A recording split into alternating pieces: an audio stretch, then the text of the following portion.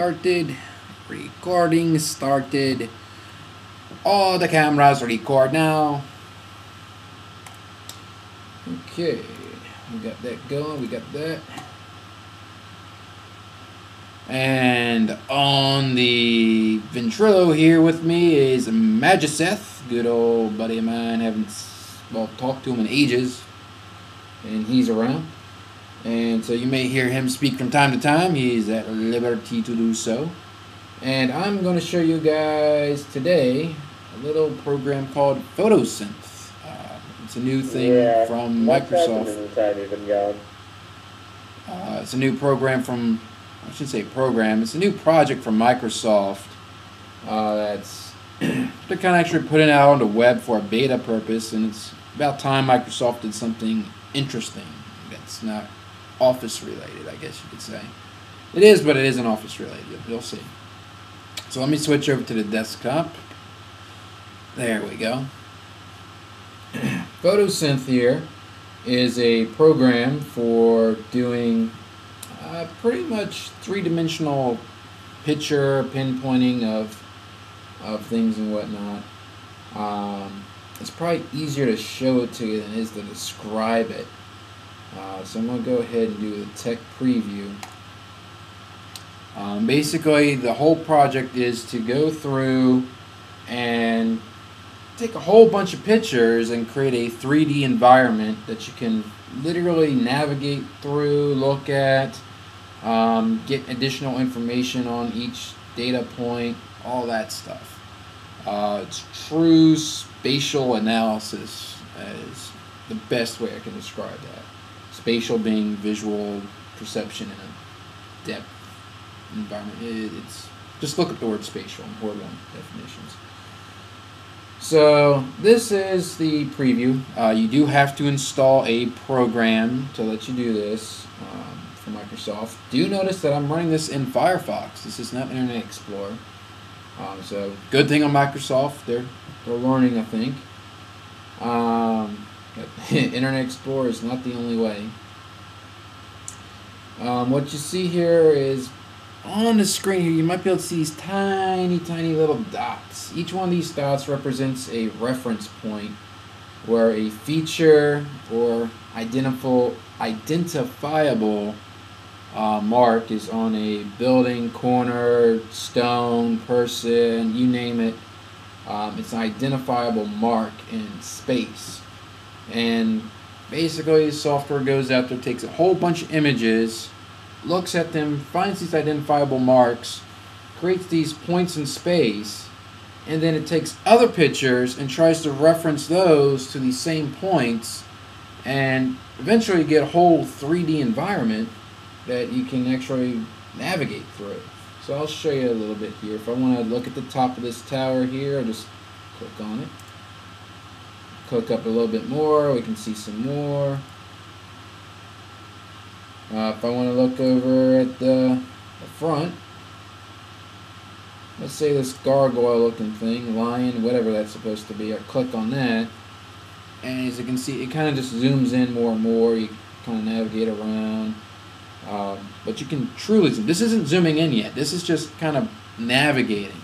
Now if I want to truly zoom in, I just use my mouse wheel, I zoom in, and it's probably not going to be really easy to see on the webcam, but this thing is crystal clear. I mean, I have zoomed in a lot and it is still crystal clear. I mean, right now it's just starting to get a little bit on the blurry side. So I don't know how that looks on your end there, but here it is crystal clear. You can of course move it around some if you want to get the top part here. Apparently nobody took a picture of the top part of this. One of its weaknesses, I guess you could say. See, this guy here took a picture. It has that in there, but it's a little bit off kilter, so you can see. It's beta. It's still beta. Keep in mind, this is still beta. It's going to have a few bugs in it. Click on this section over here. zoom in on this piece here. As you can see, that just gets clear. If I zoom in really quick, that's probably not something I should zoom in on, I guess. It really quickly adjusts the quality, the size of it, everything in just seconds. It's not like this huge wait for download. It starts kind of like as a blurry picture, and it quickly clears it up as you zoom in more. It bases that off of your resolution and your screen, I do believe. I know it at least does the screen. I'm not too sure on the resolution. Gets that done. This was actually found yesterday by JacenShield. He pointed this out to me. It's pretty nifty.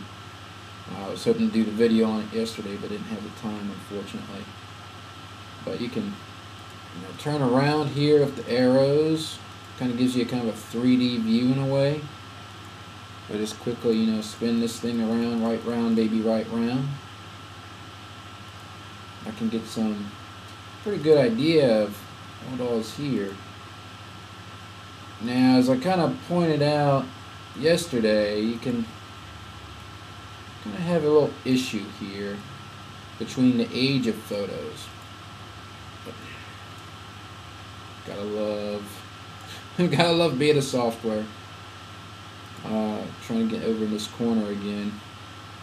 Trying to. There we go. We're getting there.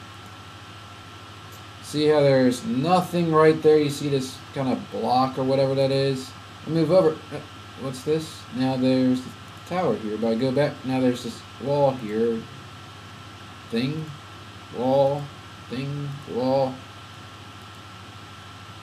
I mean, this lamppost. I'm assuming this picture is actually taken over this way, right in front of the lamppost. Or another lamppost somewhere else, but as you can see, some of that spatial point-to-point matching up can be a little bit wrong, and it also will vary a lot based on the age of the photos. If you have a really old photo in here, it could kind of look really stupid. I mean, you got a point in here that's no longer relevant. Take a picture from 10 years ago and you put in here, and have all these new pictures. It's going to look a little different. You're not going to have some things in the background that could be there. That's pretty cool. Now, what use does this thing have? That's a good question. Besides, doing 3D tours, it'd be pretty good at that, I think. Kind of keeping a history of some things. If they bother to keep track of the dates for the pictures, it could be used for that. But Microsoft is proposing one idea of, you could just take a picture of a building or a product, and then with your camera, your cell phone, take that picture of your cell phone. It'll instantly be able to look it up online and give you tons of product information about it, where to buy it, how much the price is, features of it, all kinds of nonsense like that. That could work. But if I'm going out to buy something, I'm probably already going to know what it is. I'm not going to rely on a picture to tell it. I'm just going to type it in. By the time I switch over to camera view, take a picture, it probably uploads it. I'll just type that in. But this would be good for mapping type of things. The government, of course, would love it because they're going to be able to do some serious cross-referencing of things, do planning, all that. So with tons of accurate data, this could be really, really nifty. But as far as a real practical use, I just see this being a cool, nifty thing. I don't see much of a business practicality to it. Maybe a 3D product tour, but you already got that stuff now, QuickTime videos, whatnot. So, but yeah, send me any questions you might have.